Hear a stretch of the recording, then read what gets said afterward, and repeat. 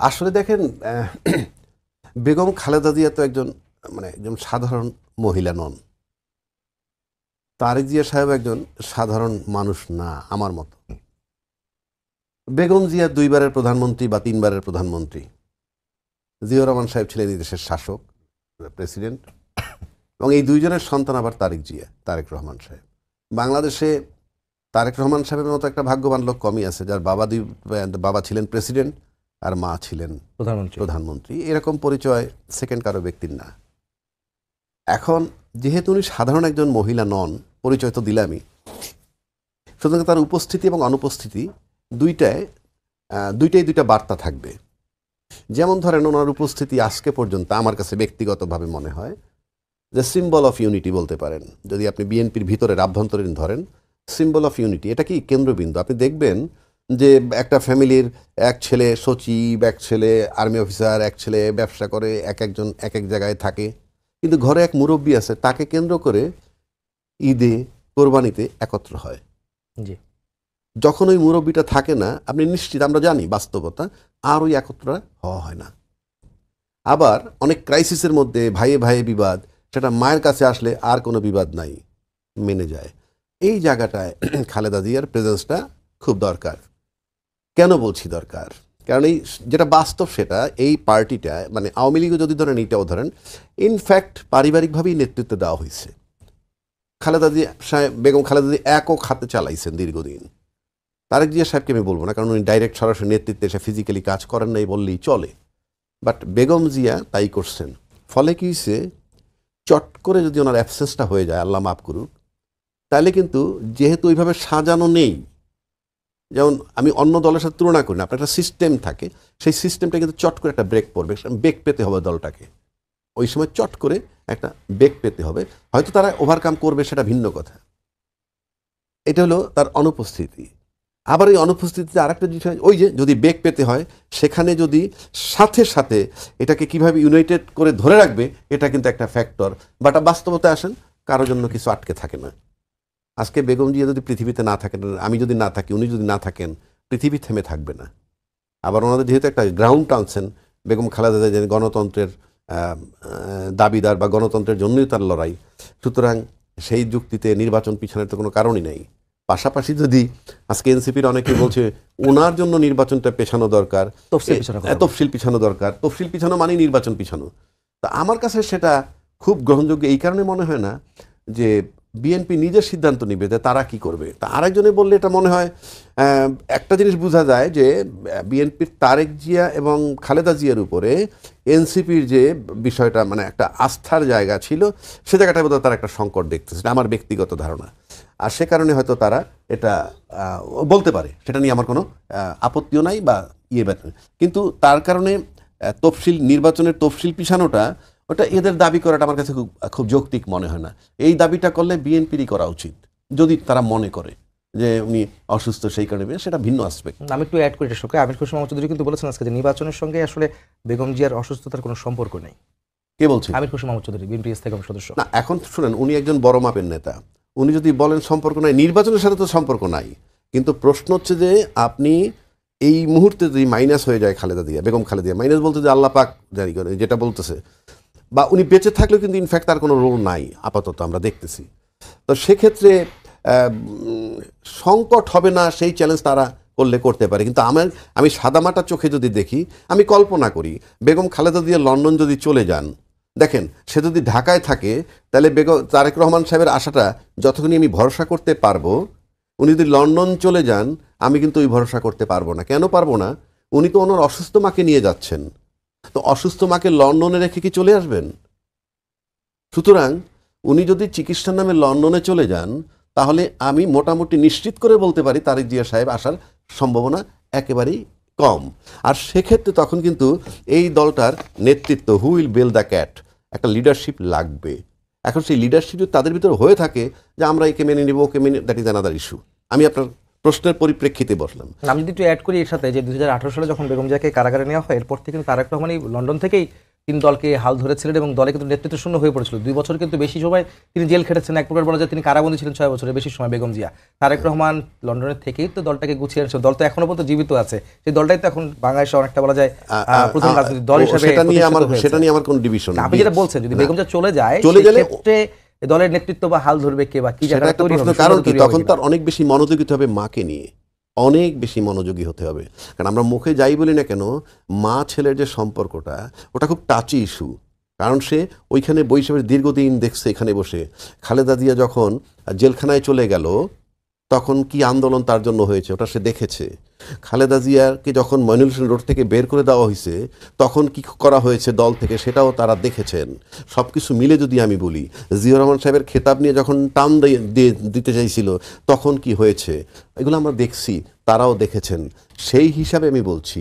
এবং সেটা যদি এখন মনে করেন আজকে আমি জানি না ঠিক, যেমন জুবাইদা রহমান ঢাকায় আসছেন, আমি এখানে গার্জিয়ানকে তার জুবাইদা রহমানের গার্জিয়ানকে আমি মনে করি দলটা তার গার্জিয়ান, কারণ তার মা নাই, তার বাবা নাই। ডিপেন্ডেবল লোক কোথায় তার? মা আছে, মা আছে, বাবা নাই। তো সেই হিসাবে তার একটা গার্জিয়ান। সেই গার্জিয়ান হিসাবে মানে আমার ব্যক্তিগতভাবে যে রোলটা তার সাথে পার্টি কেন্দ্রিক হওয়ার আমার কাছে দৃশ্যমান এখনো হয়নি। এখন বলতে পারে মা অসুস্থ, শাশুড়ি অসুস্থ, কাজে হবে না। এই যদি হয়, আমার কাছে ব্যক্তিগতভাবে মনে হয় যে বেগম খালেদা যদি লন্ডনে চলে যান চিকিৎসার জন্যে, তাহলে আমি যে কথাটা বারবার বলছি, বেগম খালেদা যদি ঢাকায় থাকেন তাহলে তার আশাটা যতখানি আমি নিশ্চিত ধরবো, ওই যে কোনো সময় আসতে পারে, উনি লন্ডন গেলে তার আশাটা অনিশ্চিত হবে। এখন যদি তারেক জিয়ার নেতৃত্ব চলতে থাকে, সবাই যদি মেনে নেয়, তারেক জিয়া যদি বলে যে না, তাহলে একটু আমি তর্কের খাতিরে বলছি, উনি যদি বলেন যে না মা অসুস্থ, তফসিলটা একটু পিছানো দরকার, তাহলে কি তার দল মেনে নিবে? কারণ এখান থেকে তো আমরা অলরেডি 2টা বার্তা পেয়েছি। 2টা বার্তা কীরকম দেখেন, তারেক জিয়া যখন বললেন যে আমি ফেরত আসাটা আমার একক সিদ্ধান্ত নয়, এবং এটাও বলছেন যে আমি যে ফেরত আসতে পারতেছি না কেন সেটাও প্রকাশ করার জন্য আমার অবারিত সুযোগ নেই। কিন্তু তার পাশাপাশি কিন্তু আমরা এখান থেকে শুনলাম যে দায়িত্বশীল ব্যক্তিরা বলছেন যে ওনার ফেরত আসা না আসাটা ওনার ব্যক্তিগত এবং পারিবারিক বিষয়। তাহলে 2টা কথার ভিতরে একটা ফাঁক পাওয়া যায়। এই সব কিছু মিলে আমার পার্শ্ব প্রতিক্রিয়াটা নিয়ে আমি চিন্তিত। ব্যক্তিগতভাবে আমি জাতীয়তাবাদী দলকে মনে প্রাণে এই জন্য লাইক করি, কারণ আমি 2টা লোকের সান্নিধ্য পেয়েছি আমার জীবনে। জিয়াউর রহমান সাহেবের সান্নিধ্য আমি পাইছি বঙ্গভবনে, আমি 1976-এ প্রাইজ আনতে গেছিলাম বিজ্ঞান মেলায়। আর বেগম খালেদা জিয়ার পাশে বসে আমি বিরোধী দলের নেতা থাকাকালীন ইফতার করেছিলাম। আমি ইসমানী পাবলিক স্কুল অ্যান্ড কলেজে পড়েছি। ওখান থেকে জিয়াউর রহমান সাহেবের প্রতি আমার দুর্বলতা, আর বেগম খালেদার আমি পাশ থেকে বসে দেখেছি, ওনার মাঝখানে চেয়ার গ্যাপ থাকতো, আপনার খেয়াল আছে? ওই আমি এখানে, উনি বেগম খালেদা এখানে। আমি দেখেছি তার দৃঢ়তা এবং তার যে একাগ্রতা, তার যে ফিলিংস ফর দ্য নেশন, সব কিছু দেখেছি। তো এনসিপি ওই জায়গাটায় বোধহয় ভর করতে চায়, তাই ওই জায়গাটা বলছে, মানে এনসিপি মনে প্রাণে চাচ্ছে, আস্থার ব্যাপার এটা। তো সে কারণে তার চাওয়াটা যৌক্তিক না, কারণ নির্বাচন পিছাবে কি পিছাবে না, তফসিল পিছাবে কি পিছাবে না, বেগম খালেদা জিয়ার কারণে পিছাবে কি পিছাবে, এটা দলের সিদ্ধান্ত। তবে আমার কাছে ব্যক্তিগতভাবে মনে হয় যে বেগম খালেদা যদি লন্ডনে চলে যান চিকিৎসার নামে এবং তারেক জিয়া না আসার সম্ভাবনাটা হয়ে যাবে তখন, এবং আমার কাছে মনে হয় দলের ভিতরে পার্শ্ব প্রতিক্রিয়া অবশ্যই হবে, না হইলে ভালো। আমি এটার সাথে প্রশ্নটা সম্পর্ক করতে চাই, সেটা হচ্ছে কিছু কিছু দল, নির্বাচন বিমুখ দল, তারা বিএনপির ঘাড়ে বন্দুক রেখে সুবিধা আদায় করতে চায় বা এই ধরনের বক্তব্য দিচ্ছে। সেটা কারা? উনি যেটা বলছিলেন, উনি তার নাম বলেন, বিএনপির ঘাড়ে বন্দুক রেখে সেটা কারা? সেটা হইলো, দেখেন আমি বলি আপনাকে, যারা নির্বাচন বিমুখ বলছে, নির্বাচন বিমুখ অনেকেই হয়ে যাবে, নির্বাচন বিমুখ এখন অনেকেই হয়ে যাবে। কারণ ইতিমধ্যে সিদ্ধান্ত হয়েছে যে বিএনপির দল থেকেও যদি কোনো ছোট ছোট দলের ব্যক্তিদেরকে আসন দেওয়া হয়, কিন্তু নির্বাচন করতে হবে তাদের নিজস্ব প্রতীকে। এই নিজস্ব প্রতীকে ভোট দেওয়ার যখন নির্বাচনের কথা আসছে, তখনই বহু লোকের চেহারা ফ্যাকাশে হয়ে গেছে।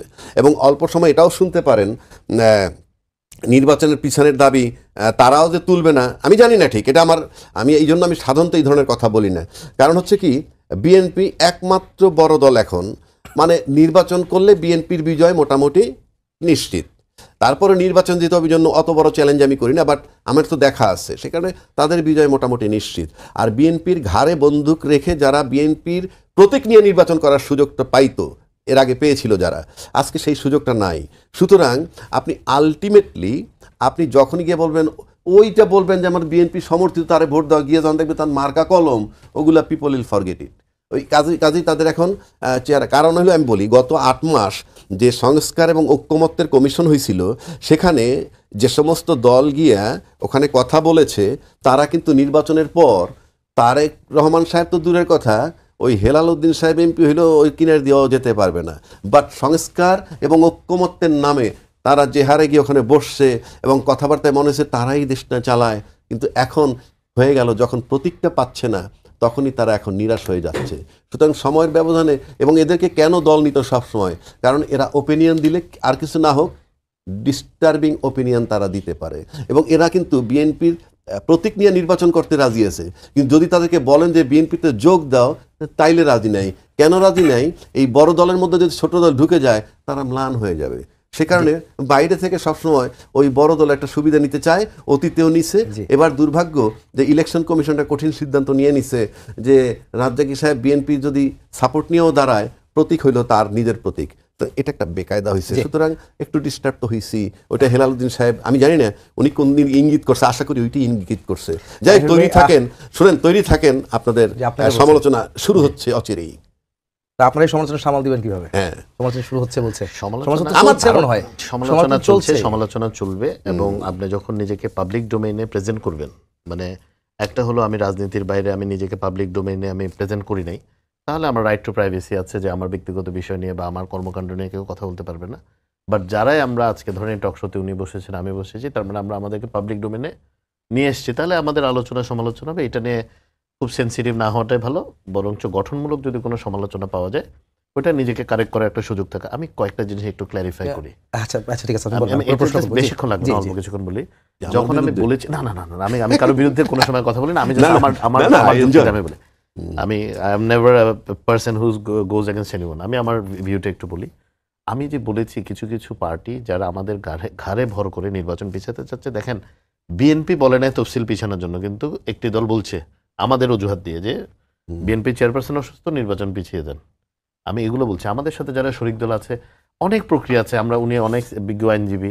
ধরেন আমি একটা ছোট শরিক দলের একজন ক্যান্ডিডেট, তো ধর আমি আমার পদ থেকে আপাতত আমি রিজাইন করলাম, তারা তো বিএনপির প্রতীকে নির্বাচন করতেই পারে না? মানে এর স্কোপ আছে।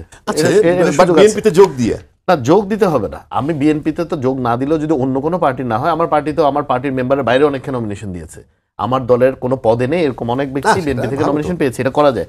আমার যে ইচ্ছা থাকলে একটা উপায় বের করা যাবে এই সিস্টেমের মধ্যে। It is always in politics. আরেকটা কথা আমি একটু ছোট করে বলি।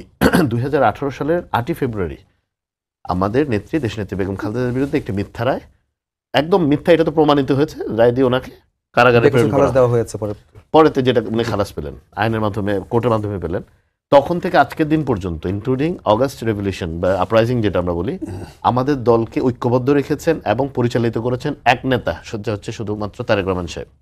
এবং যে আস্থার কথাটা বলছেন, এই আন্দোলন চলাকালীন সময় তখন বৈষম্য বিরোধী ব্যানারে যে ছাত্র নেতা নেত্রীরা আন্দোলন করেছেন, তারা কিন্তু রীতিমতো নিয়মিত জনাব তারেক রহমানের সাথে যোগাযোগ মেনটেন করেছেন। এবং আপনারা নিশ্চয়ই দেখেছেন সামাজিক মাধ্যমেও আন্দোলন সফল হওয়ার পরেও তারা জনাব তারেক রহমান এবং ওনার কন্যা ব্যারিস্টার জাইমা রহমানের সাথে একটি জুম মিটিংয়েও তারা পার্টিসিপেট করেছিলেন। তাহলে আস্থার জায়গা অবশ্যই ওনাদের আছে, কারণ তারেক রহমান সাহেব খুবই উদারপন্থী একজন রাজনৈতিক ব্যক্তিত্ব। He personally he has got a dynamic heart and he is a visionary leader. তো উনি যে এদেরকে কোনো জায়গায় অ্যাকোমোডেট করবে না বা কাউকে মাইনাস করে দিয়ে পলিটিক্স করবে, he believes in inclusive politics in Bangladesh. উনি আমাদেরকে তাই বলেন যে সবাইকে নিয়ে দেশটা করতে হবে, এককভাবে করতে পারবে না।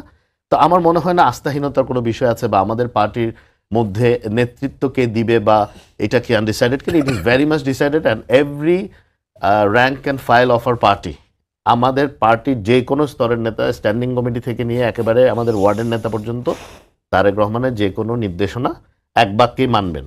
যেটা উনি বলেছেন, ওনার মা এর আগেও লন্ডনে চিকিৎসায় গিয়েছেন, তারেক রহমান সাহেব নিজে তত্ত্বাবধান করেছেন।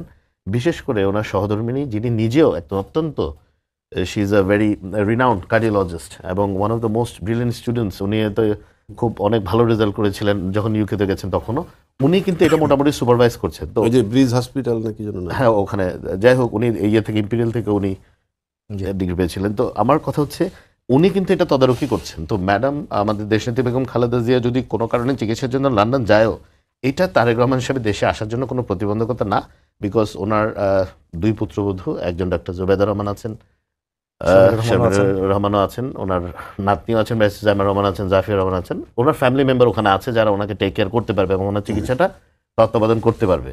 তো আমার মনে হয় যে নির্বাচনী যে প্রক্রিয়াটা যেটা শুরু হয়েছে, বাংলাদেশে একটা স্থিতিশীল পরিস্থিতি থাকা দরকার, স্টেবিলাইজ হওয়া দরকার। এটা শুধুমাত্র বিএনপির এমপি হয়ে যাওয়ার জন্য না, বা 300 লোক এমপি নির্বাচিত হওয়ার জন্য না, বাংলাদেশের টোটাল যে সোশিও ইকোনমিক যে সিচুয়েশন, যে সামাজিক অর্থনৈতিক যে অবস্থা, যে আইন শৃঙ্খলার যে অবস্থা, এটা যদি আপনার একটা স্টেবল গভর্নমেন্ট না থাকে বা একটা পরিপূর্ণ সরকার যদি না থাকে, এটাকে এই স্টেবিলিটিটা মেনটেন করাটা কিন্তু ডে বাই ডে ডিফিকাল্ট হয়ে যাবে।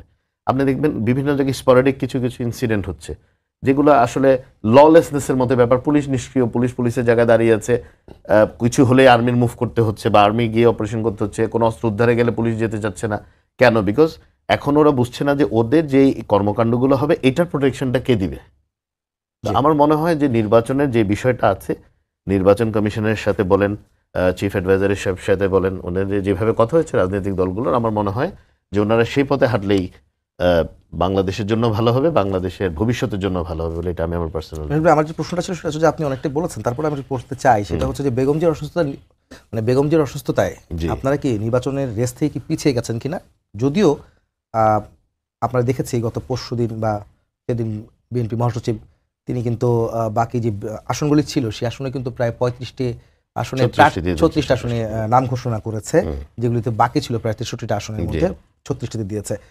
তো এটা কি আসলে নির্বাচনের রেস থেকে আপনি ছিটকে যাচ্ছেন কিনা, পিছিয়ে যাচ্ছেন কিনা, বা অন্য দলগুলি একটু এগিয়ে যাচ্ছে কিনা প্রচারণার ক্ষেত্রে বা দল গুছানোর ক্ষেত্রে? না, প্রচারণার ক্ষেত্রে আমি একটা কথা বলি, বাংলাদেশ জাতীয়তাবাদী দলের যে widest network of workers and leaders আছে বাংলাদেশে, এটা অন্য কোনো দলের বাংলাদেশে বর্তমানে নাই। এটা একদম সোজা সাপটা কথা, এটাতে কারো অফেন্ডেড হওয়ার কিছু নাই। তো নির্বাচনী প্রচারণায় বিএনপির পিছিয়ে যাওয়ার কোনো সুযোগ নাই, কারণ নির্বাচনী যে ফ্লোটে উঠেছে, ধরেন আমি আজকে ঢাকা এসেছি, কিন্তু আমার এলাকাতে 2টি সিটি কর্পোরেশনের ওয়ার্ড আছে, 14টা ইউনিয়ন আছে, একটি পৌরসভা আছে, এখানে কিন্তু রীতিমতো ডোর টু ডোর ক্যাম্পেইন চলছে।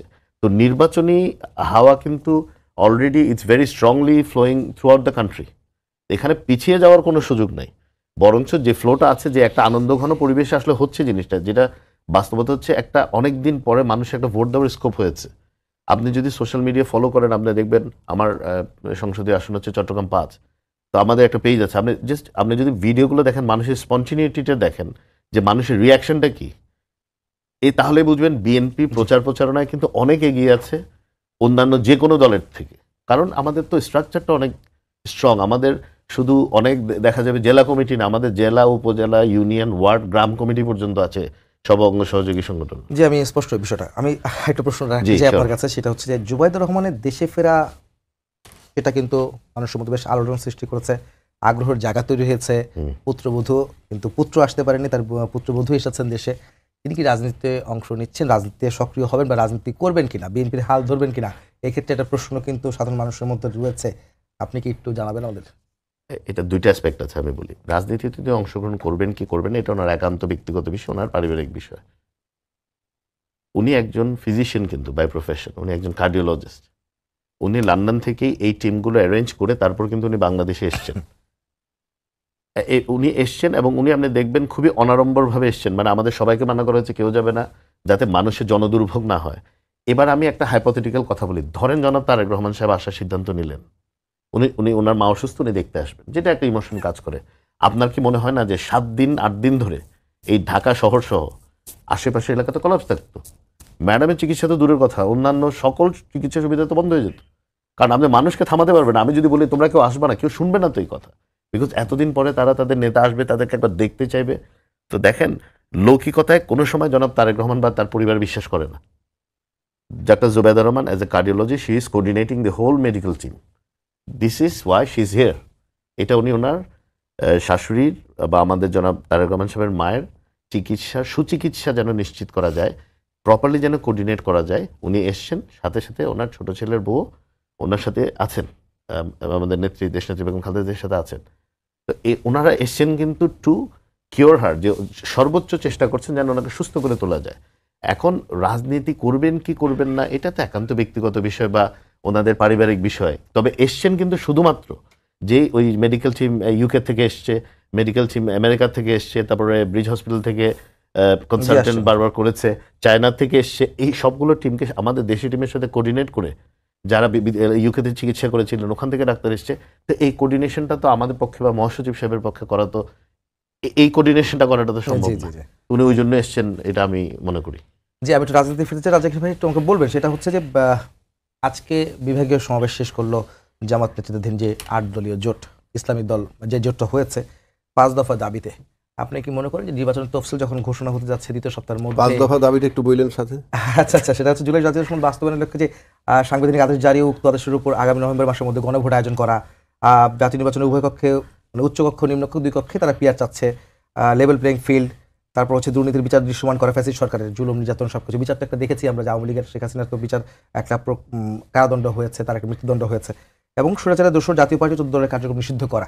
এই 5 দফা দাবি যখন আসছে, বিশেষ করে গণভোটের ডেট তো দিয়ে দিয়েছে, নির্বাচনের দিনই গণভোট হবে, তাহলে এই যুক্তি থেকে কি এখনো কি বহাল আছে? বা জামাত দাবি তুলছে বা 8 দল দাবি তুলছে, আসছে, কিন্তু এই সময়ের মধ্যে কি আবার ডেট পরিবর্তন করা সম্ভব? বা উচ্চকক্ষে নিম্নকক্ষে পিয়ারের বিষয়টি, সেটিও কি এখন সম্ভব করা নির্বাচনের আগে? বিষয়টা হচ্ছে রাজনীতির ক্ষেত্রে আপনি যে কোনো সময় যে কোনো আন্দোলন করতে পারেন, সেটা আপনার অধিকার আছে, এটা নিয়ে কোনো বান নাই, নো কনস্টিটিউশন। আমি এই দাবি করছি, দাবি যৌক্তিক না অযৌক্তিক, দিস ইজ সেকেন্ড কোশ্চেন। আমি জোর করে দাবি আদায় করব, এটা কিন্তু রাজনীতিতে হয়, জি, কোনো সন্দেহ নাই। যেমন আজকে যেমন ভাই বললেন জনগণ ভোট দিতে পারে না, দীর্ঘদিন ভোট দিতে পারে না। এখন এই যে ভোট দিতে পারে না, এইটা কি আমি 100% লোকের পক্ষে বলতে পারি, নাকি আমি আমার দলের সাথে সম্পৃক্ত যতজন জনগণ, যেমন এনসিপি বলতেছে কয়জন জনগণ তার সাথে আছে, দ্যাট ইজ ইমমেটেরিয়াল, বাট এনসিপি বলতেছে নির্বাচনের তফসিলটা পিছাইতেছে, চায় বেগম খালেদা জিয়ার দোহাই দিয়ে, ফর এক্সাম্পল। তার মানে নির্বাচন থেকে একটু সরে যেতে চায়, তা নাহলে তো আপনি তো তাহলে তাদের সংখ্যা তো কিছু আছে, কয়জন আছে আমি জানি না, আছে। জামাত, ওনারাই বলছেন যে জামাত নাকি ইয়েতে প্রভাব করতেছে, প্রশাসনের মধ্যে প্রভাব বিস্তার করতেছে, তারা সবসময় বিএনপি নানান জায়গায় বলে। তাহলে প্রশাসনের মধ্যে যদি জামাতের প্রভাব থাকে, তাহলে সেখানে লেভেল প্লেইং ফিল্ড নিয়ে তো একটা প্রশ্ন আসেই। প্রশাসন যদি জামাত কন্ট্রোল করে, সেটার ভিতরে ঢোকে, এটা যদি অভিযোগ বিএনপির পক্ষ থেকে হয়, তাহলে আপনার লেভেল প্লেইং ফিল্ড নিয়ে প্রশ্ন থাকেই। দ্বিতীয় কথা হচ্ছে, সর্বোচ্চ দল, সবচেয়ে বেশি দল, বড় দল যদি বিএনপি, কত পার্সেন্ট লোক রিপ্রেজেন্ট করে? আমাদের অতীত জরিপ যেটা আছে 35% ফর এক্সাম্পল, বাকি 65% তো তারা রিপ্রেজেন্ট করছেন না। কাজেই 100 ভাগ লোক ভোট চাচ্ছে, সেই চ্যালেঞ্জটা করা যায় না। আমরা ভোট চাচ্ছি, এবং এই ভোটটা আমি মনে করি বিএনপির উচিত অধিকার আদায় করে নেওয়া। আপনি ভোটেতে সরতে পারবেন না, আপনাকে ভোট দ্যাট ইজ পলিটিক্স, আপনাকে আদায় করে নিতে হবে। আমি ব্যক্তিগতভাবে নির্বাচনের এর সাথে একটু পক্ষে, অ্যাড করতে চাই, 100 ভাগ আমি নির্বাচন আমির চাই। কিন্তু আজকে বলেছেন যে যারা আসলে নির্বাচন করতে করতে জনগণকে বেহুশ করে দিয়েছিল, কিন্তু তারাই এখন নির্বাচন বানচাল করার বা ভণ্ডুল করার চেষ্টা করছে। আপনি এটা কাকে মনে করবেন, যে কাকে বলছে এই কথাটা? এটা আমি জানি না কে বলছে, কথাটা বলছে কে জানি। জামাতের আমির বলেছেন এই কথাটা। জামাতের আমির সাহেব যদি বলে থাকেন, এইটার বেস্ট তথ্য তিনি দিতে পারবেন। আপনার কিন্তু কি মনে নর্মালি হয়? যদি আপনি আসেন, লেভেল প্লেইং ফিল্ড আছে কিনা, সম্প্রতি একটা রিটও হয়েছে হাইকোর্টে, যেটা রোববার দিন শোনার কথা, এই সময় নির্বাচন একেবারে শেষ পর্যায়ে আমরা? হ্যাঁ, পিছানোর জন্য। তাহলে আমার কাছে মনে হয় এই যে রিটটা, আমি রিটে কি হবে না হবে বড় কথা না, দুইটা রাজনৈতিক দল দৃঢ়চিত্তে, কেউ কি বলছে, বিএনপি কি বলতে পারছে লেভেল প্লেইং ফিল্ড সুনিশ্চিত? বলতে পারছে? পারেন নাই তো। জামাত বলতেছে লেভেল প্লেইং ফিল্ড নাই, বিএনপি কি বলছে লেভেল প্লেইং ফিল্ড সুনিশ্চিত? তাহলে আপনার একজন 1 মাস আগে একজন ডিআইজি পালাই গেছে, 1.5 মাসে একজন জেনারেল পালাই গেছে,